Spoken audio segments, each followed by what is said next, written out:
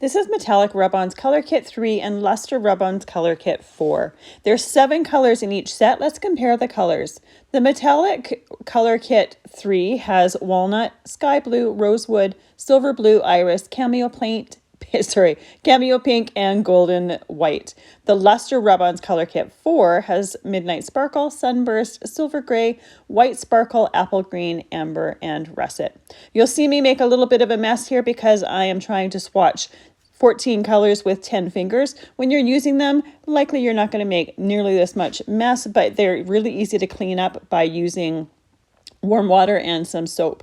I like to use them for enhancing or adding a metallic shimmer to embossed papers or to die cuts. The easier way than your fingers to get less mess is by using a makeup applicator.